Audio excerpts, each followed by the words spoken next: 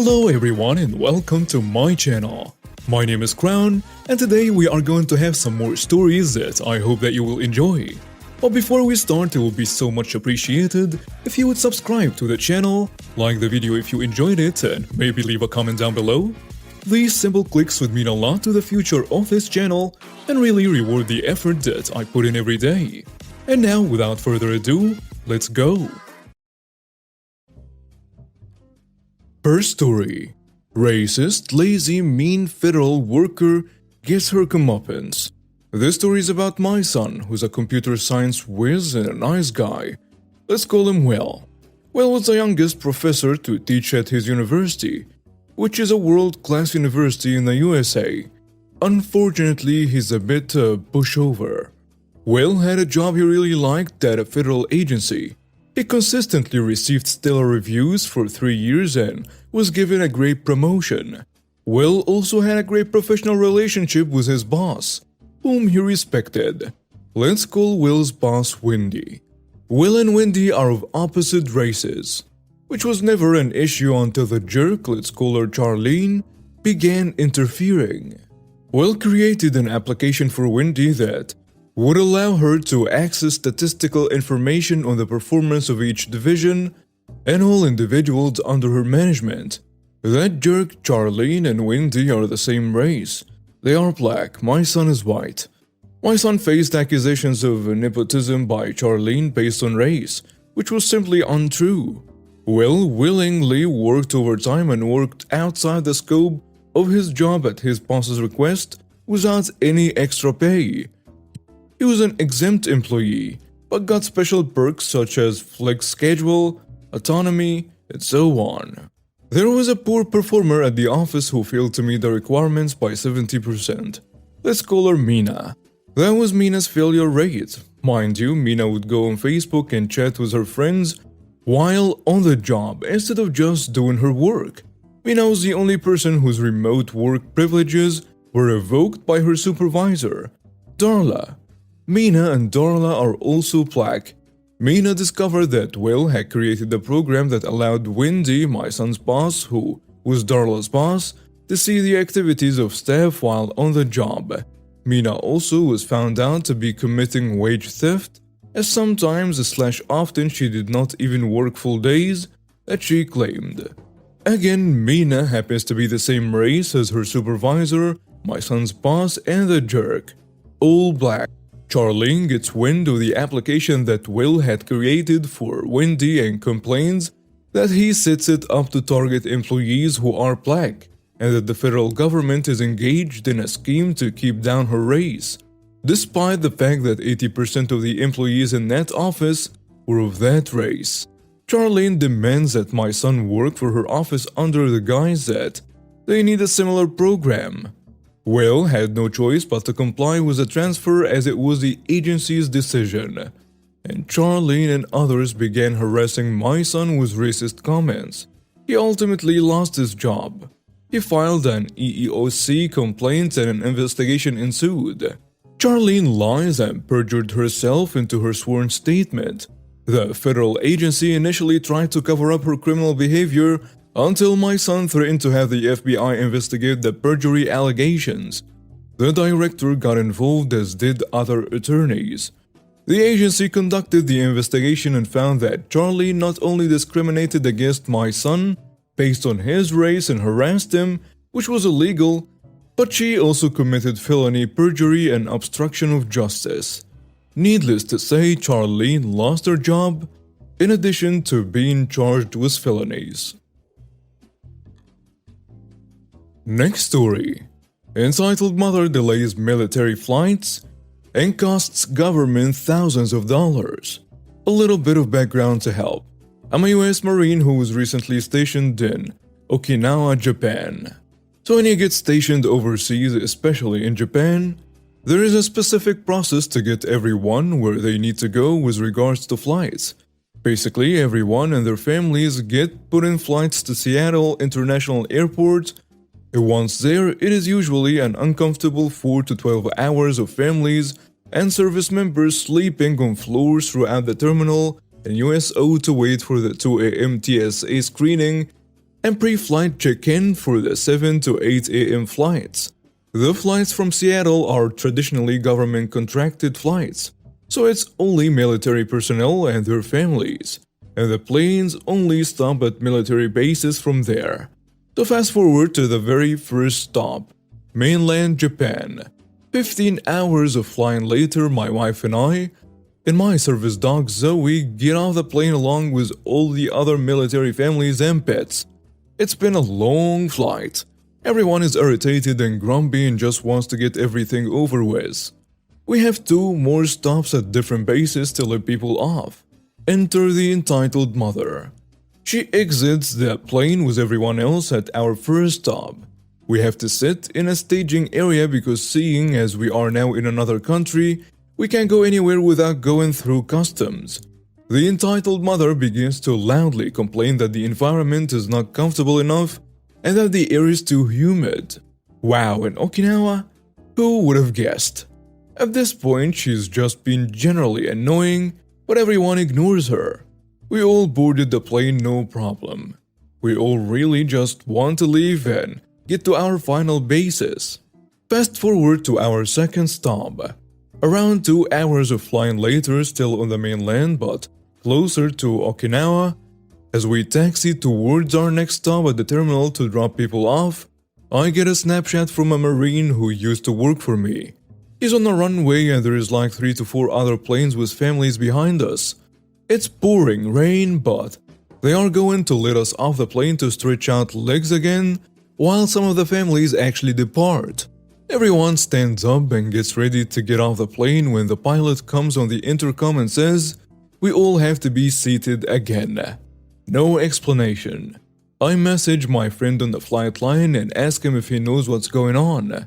He says that the departing families have exited the plane, but that a spouse still on board was causing a problem. He comes up to the plane and I walk up to the front to greet him. Haven't seen him in 7 months. I begin to ask him what's going on. Re-enter the entitled mother. She's talking to the flight attendants along with a sergeant and staff sergeant. Her son, around 4 to 5 years old, had air sickness. Nothing more. Just a little nausea and a headache. But he's not feeling good and he needs to see a doctor. Now! He can't breathe. The staff sergeant tells her, "Ma'am, we've already had him looked at by a corpsman, a Navy medic for Marines. He's fine. We can just grab him some Advil or Tylenol for his headache and he'll be fine." No! He has swollen glands. See? She starts jabbing the kid in his neck with her bony fingers at this point. "We're not leaving this plane until he receives medical attention. That's it." The staff sergeant makes eye contact with me and my friend and just sighs and rolls his eyes.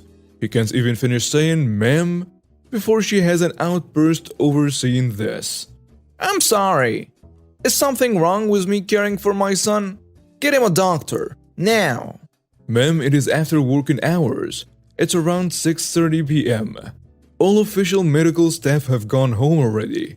If we want to get him extra attention, I will have to call the emergency landing crew, shut down the runway, and have paramedics take a look at him. And that's just out of the question. You are not the only person on this flight, and your son is not the only person not feeling well. He will be fine." At this point, the entitled mother explodes, and she just keeps demanding that they shut down the entire flight line for her crazy self. Staff sergeant goes back and forth with her for a while, and my friend and I laugh as I shake his hand and go back to my seat. At this point, we're now 2 hours behind schedule thanks to this one person. But a 2-hour delay for us backs up the planes behind us even more. She finally takes her seat and we take off for another hour flight to our final stop, Okinawa. We land and she immediately starts up again, going on about how she's going to have their jobs and get them all punished and demoted. Everyone is ignoring her. My wife and I happen to be right behind her when she finally gets off the plane after berating the flight attendants at the front of the plane again. We get to the bottom of the stairs and she immediately turns to a random spouse and goes, "Wow, not even my first day on the island and I'm already almost arrested." Off to a great start. Who knew being an Air Force wife would be so difficult? I really wish they had tried. They would not have had fun. I look at her airman husband and he's just standing there trying to hide himself. Ashamed of her at this point, she then starts to harass the airman on airport security duty. A few minutes of her nagging the security officer about God knows what, I heard him say in a very loud commanding voice, "Ma'am, there is nothing to be done about your issue on the basis. That is not an issue. Please leave before I'm forced to take action." And her response to that? Woe spitting in his face. The other officer immediately tells her she's under arrest for assaulting a military officer and moves to put the shiny cuffs on her. She kinda manifested her arrest. We were the last plane scheduled to land on base in Okinawa that night. Thanks to this single woman, the entire staff at the airport had to stay longer. The customs officials had to stay longer, the flight/maintenance crew had to stay longer, along with the same exact staff for all of the other airports for the 3 to 4 planes that were behind us at the last airport. Next story. Neighbor gets expensive smart home appliances installed on Wi-Fi with no password, and call the police when I let them know that's bad. I remembered this story from a year or two ago while I was browsing for a spotlight I could turn on and off from my phone. Not related to the story about my dogs wants to go to war with some foxes who keep accidentally turning the motion-activated spotlight, which Fun's face considers dire provocation. I was messing around with a crappy laptop's Wi-Fi card and saw I had an access point I could connect to that wasn't there before. Signal was so-and-so, and I had my own internet so I didn't really bother trying to use that one, so I sorta just forgot about it. About a week later, I was unplugging some stuff and accidentally unplugged my wireless router, and while it was unplugged, my phone found the next accessible Wi-Fi access point, which was the one I'd found previously and not really bothered with. Not my circus, not my monkeys, you know? Then my phone pops up saying I need to install all of these smart home apps to make the appliances work, which did not make sense.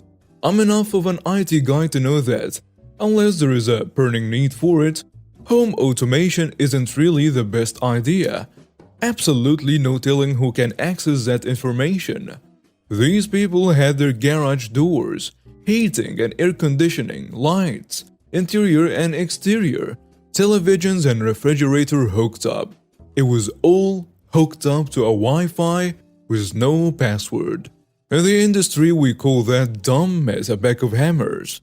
Once I plugged the router back in to appease the suddenly irate family members wondering where the internet went, I hooked up my dog and took him for a walk. Before I left the house, I installed the smart home app and turned on one exterior spotlight and then looked for the house it was attached to. Presumably, if I was able to use their Wi-Fi, they were in line of sight. Once I saw the light that was on, I turned it off to make sure.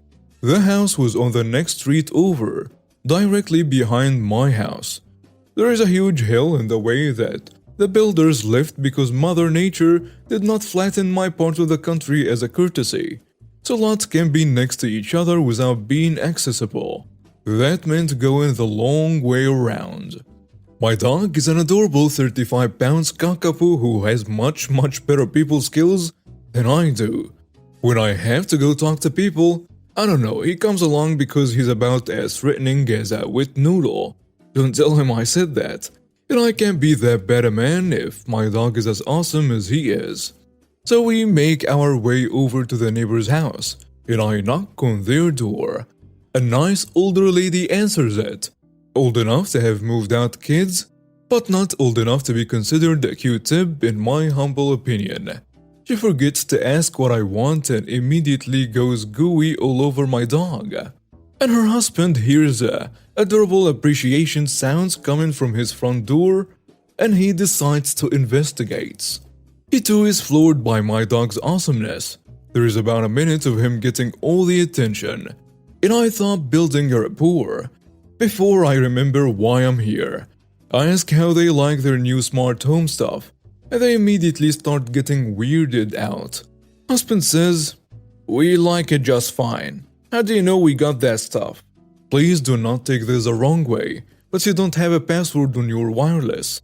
My phone connected to it by accident and told me about all the stuff you had installed. Wife cocks her head to one side, and the husband's brows start developing a thunderous quality. I start talking faster.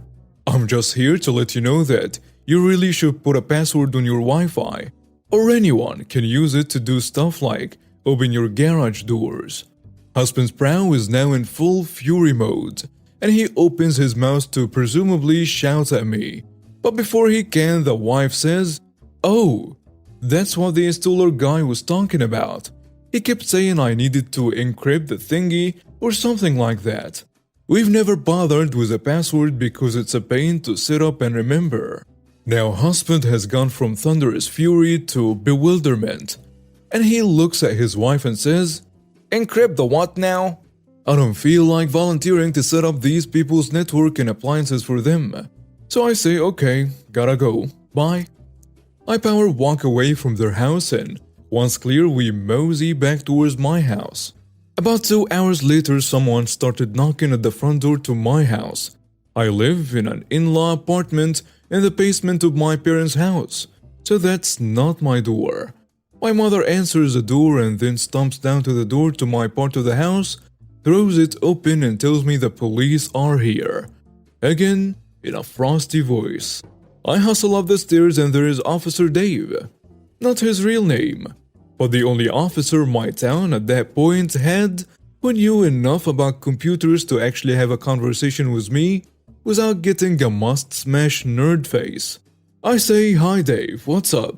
He cuts me off before I can even finish. "You promised me you were done with this nonsense after that whole Main Street thing. You promised, and now I look like a jerk." Whoever had set up the timing on the stop lights for the main road through my town after some pretty serious construction did an absolutely awful job, and traffic was just horrific. Me and a locksmith's friend decided to fix the problem after reporting the problem to town hall and it getting nowhere. We did not break anything. He picked the lock and I hacked the light, and then we locked up when we were done. We got caught on the last light. Only reason I didn't go to jail was because Dave backed me up and made everyone wait a day to see if traffic was better, which it was. I then promised him no more shenanigans. "What? I haven't done anything." I say to him, "Then why the hell am I getting calls about you opening and closing people's garage doors and turning their lights on and off?" To be fair, that did sound like the sort of thing I'd do. Not to break into someone's house just to mess with them. I'm mischievous, not evil. And then the light dawns. I point and ask, "Did you get called by the people living in that house?" Because I went over there a little while ago to tell them that they needed to put a password on their Wi-Fi. The only thing I did was turn on a spotlight to see which house it was. Nothing more than that, swear to God. They don't have a password? They're the sod as Dave face palms. I let out a yip in sympathy. He sighs and says, "Stay out of trouble," and I wave by. Turns out the husband called the police and gave a vague description of me and the dog and said that I lived nearby, and one of the other cops gave Dave a hard time about him cutting me slack before he drove out to talk to me. The couple got a call back to tell them that the issue is resolved and please secure your Wi-Fi. 2 days later, there is a password on their Wi-Fi and we all live happily ever after. Except for getting the stink eye from that couple whenever I walk by. I accidentally bumped into Dave about a week after that, and he told me he had to give the neighbors a stern warning about calling the police for no reason. And as he said it, involving the cops in petty arguments. And now we have reached the end of today's stories. Thank you for watching and see you next time.